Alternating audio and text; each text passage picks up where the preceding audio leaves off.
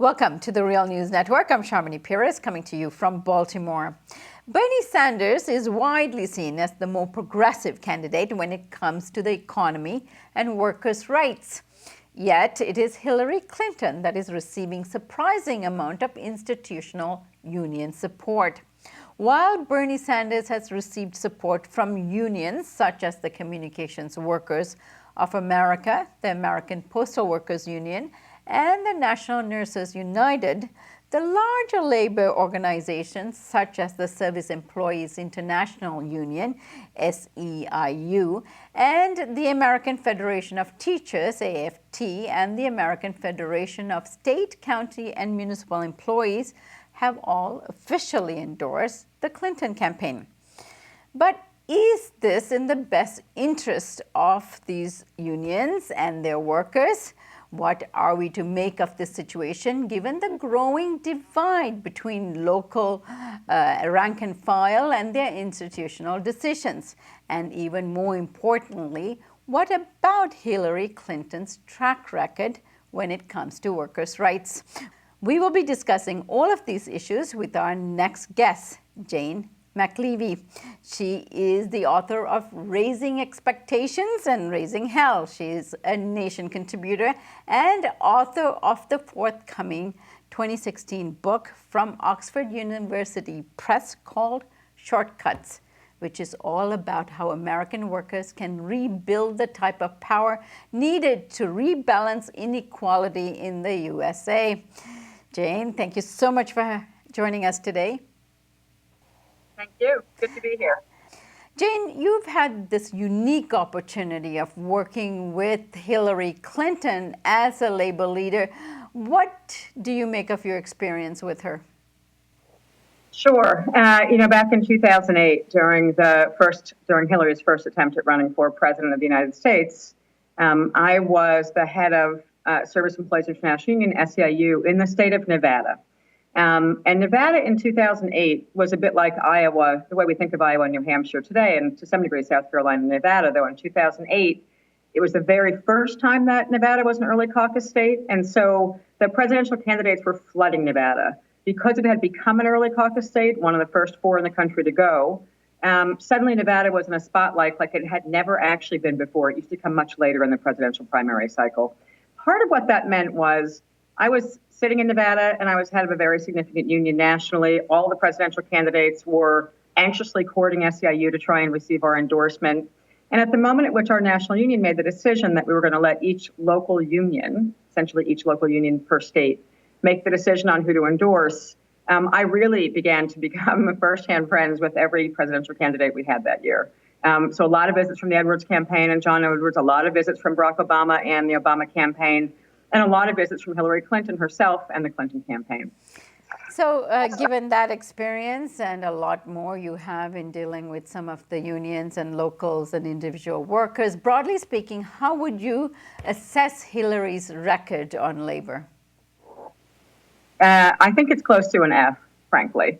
And let me just put in context an example of how Hillary dealt with the workers in the union in Nevada, and then I'm going to cut to sort of what her very long track record has been, starting with Arkansas, when she was the First Lady of Arkansas, and then traveling all the way through Secretary of State and candidate Clinton today. And I think I can do that really quickly.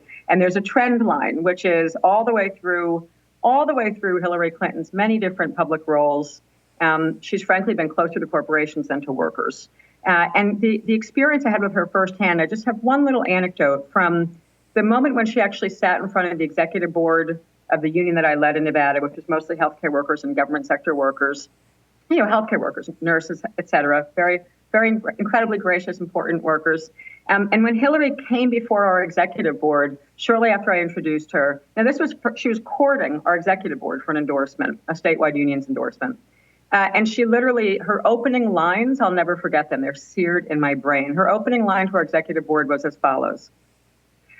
I don't need you, and I don't need to be here, but I'm here anyway.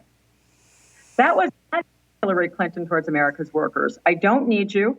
I don't need to be here talking to you, but I'm here anyway. It was as if she was doing workers in the state a favor by having a conversation with them. Now, mind you, in 2008, she had Mark Pitt, who's a famous union buster, who was a key operative in her campaign. So we have this very long track record of sort of who Hillary Clinton has been versus the myth of who Clinton is each time she runs for office. So I want to say overall, whether it's Secretary of Education, where she had a very big role in trade deals and trade negotiations, advancing, countries that have sweatshops in them without doing much to do anything about the sweatshops in them, to her time as the chair of a task force that was on education reform that began in 1983 in Arkansas. Then Governor Bill Clinton appointed her, right? That's how they got the term Billary, came from Arkansas because they were so close. He actually appointed the First Lady of the state to become chair of a major commission on education. It resulted in a long lawsuit about disparities in wealth and poverty and racial outcomes in the public school systems in Arkansas, that 1970s, early 1980s. So 83, Governor Clinton sets up a big task force, this is so important, makes Hillary Clinton the chair of the task force. She convenes a commission that meets 75 times. So we're not talking about an accident. We're not talking about a one-time commission meeting. A commission that meets 75 times and culminates in 1983, essentially lays the groundwork for what's become the neoliberal corporate attack on public school teachers and public education. That started with Hillary Clinton's work as chair of a significant task force in what we might call Arkansas, the Walmart state, where, by the way, she also served on Walmart's board of directors. We know that Walmart is one of the absolute worst, if not the worst. The worst is it's a hard category to figure out who's the worst corporation to workers in this world right now, but Walmart is certainly up there. And that's another indication of who Hillary Clinton is in terms of her politics with workers and labor. She's been on the Walmart board. The Clinton Family Foundation is in receipt of millions of dollars of donations from the Walton Family Foundation. That's the family that owns Walmart. And then she hired Mark Pitt for the 2008 race, who's someone who people like myself, who have sat through negotiations trying to help teach workers how they can win more, how they can balance out the scales of inequality, which are grossly in corporations' side right now. It was incredibly offensive to workers back in 2007 and 2008 that she actually had hired a very famous union buster to be a top strategist in her campaign. So, I want to pause there, but I don't think it's a new development that Hillary Clinton has issues with America's workers. I think it's a very old development. And the campaign has a very good public relations arm going right now. But if you look at the actual facts of who Hillary Clinton has been to America's workers, there is no question that Bernie Sanders is a better option. Jane, the fight for 15 has really invigorated the labor movement in this country in a big way, as local governments all over the country have passed significant wage increases and some to $15 an hour. But Hillary is sluggish on this issue and has stopped short of advocating for the 15 and instead is saying more like $12 as a minimum wage. Give us your take on this very important issue for labor and workers and a basic standard of living for people.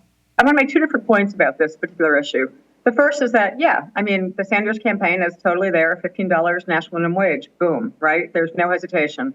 The Clinton campaign, they're hemming and hawing. She's kind of committed to $12. She might try to advocate for $15, not really as a national policy, right? So there's a ton of hemming and hawing. She's actually been on the record saying it'd be very hard for corporations. I got to tell you something right now. America's workers are not worried about what's hard for American corporations.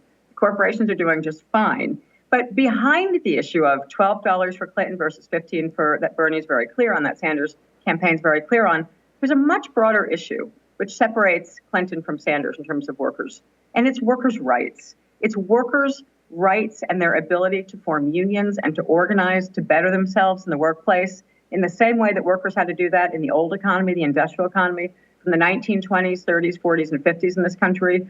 And I'd say the most profound issue of inequality in the United States right now is not just the inequality of wealth, it's the inequality of power between America's workers and America's corporations. And this is the central issue where Clinton really falls down. She, on a good day, she talks about a $12 an hour wage. On a good day, she says we should think about family medical leave and how could we do something about that. By the way, when the Clintons first put through the Family Medical Leave Act under the Bill Clinton tenure, which Hillary had a lot to do with, They put it through as an unpaid leave act, which meant the only women who've ever been able to take advantage of it have been essentially wealthy women who could afford to leave work for 3 months at a time. When I was negotiating contracts with workers, one of the first things we had to do, because workers had the right to have a union when I was bargaining contracts with them, was a central issue at the bargaining table was, could we make it so that the employer actually had to pay for the up to 12 weeks off America's workers are allowed to take for Family Medical Leave Act? It's only with a union that working class women could ever take advantage of that sort of Clinton era legislation. So again, you can see this sort of long line. It's sort of an even throughput where American workers are not the priority for the Clintons is not about giving American workers the power to level the playing field. And what America's workers need now is robust unions, is the right to organize, and is the right to have strikes, and is the right to actually build the kind of power in the new economy, in the service economy, that America's workers had in the 30s, 40s, and 50s in the United States. That's a fundamental difference between Clinton and Sanders when it comes to will America's workers do better under which of these potential candidates? Now, Jane, given this problematic history that Hillary Clinton has with labor and protecting labor rights in this country, why are the institutions of these large unions and the leadership supporting her candidacy?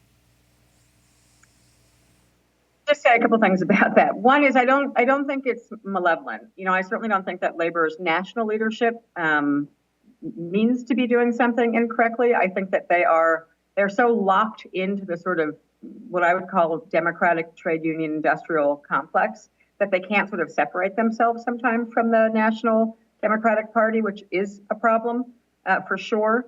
That's number one. But I think they think she has the best. They've been persuaded that Hillary Clinton has the best chance to beat the Republicans. They don't have faith that people would support a Sanders campaign. They're worried about the sort of socialist baiting that might happen in ultimately in a Sanders campaign. So I don't think it's with bad intentions, but I do think it's wrong.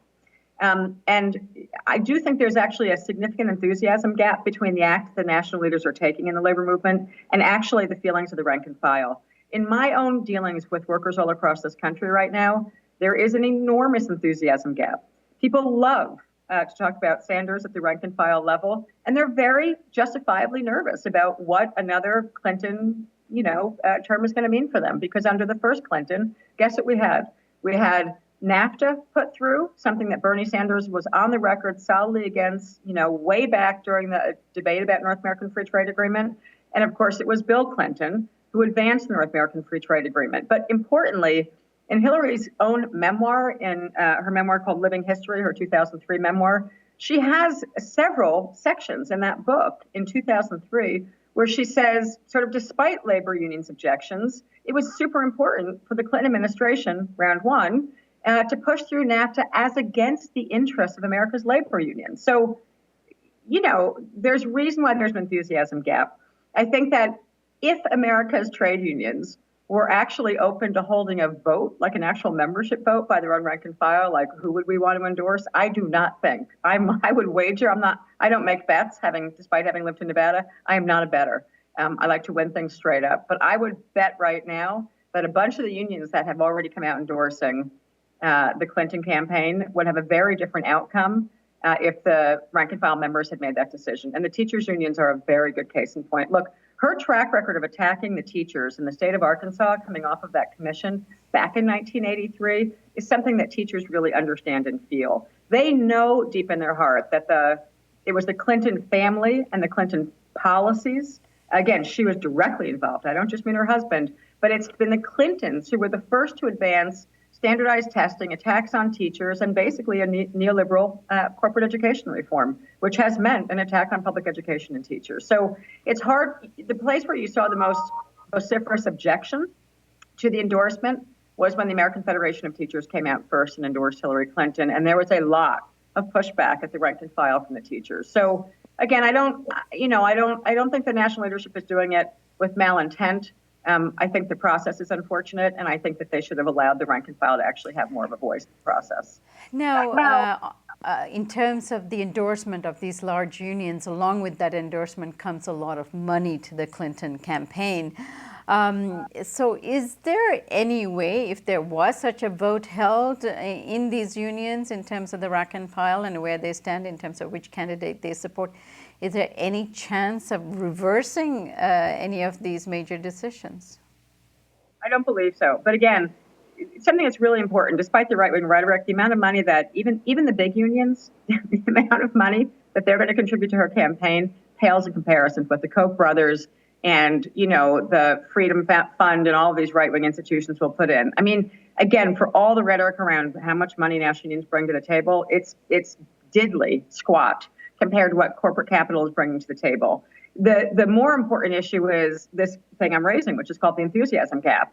There's two ways that trade unions historically contribute to presidential races and to all elections.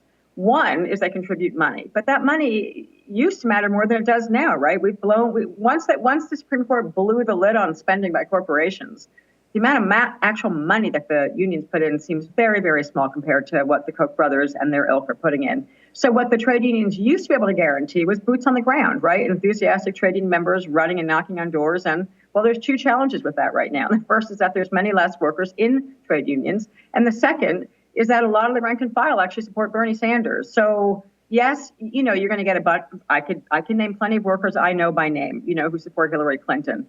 But the vast majority of them, I think, would be much more enthusiastic for a Bernie Sanders campaign. And we're seeing it in New Hampshire and Iowa, quite frankly. So it makes me very uneasy and very nervous right now because we know that the imperative is going to be to defeat any number of, frankly, kind of crazy and very extreme candidates coming out of the Republican Party, of which it looks like at least one person who is diabolically anti-worker is going to probably be the nominee from the Republican Party. The question is, in the mood we're in right now, which is a sort of throw the bums out, anti-establishment, anti-party mode, is it actually smart to be backing Hillary Clinton when the mood of the country, just like the mood of Europe? I mean, if you look at European elections right now, I've been spending a lot of time in Europe and looking at what's been happening from Greece to Spain to, you know, Jeremy Corbyn's elections, the Labour Party in the UK.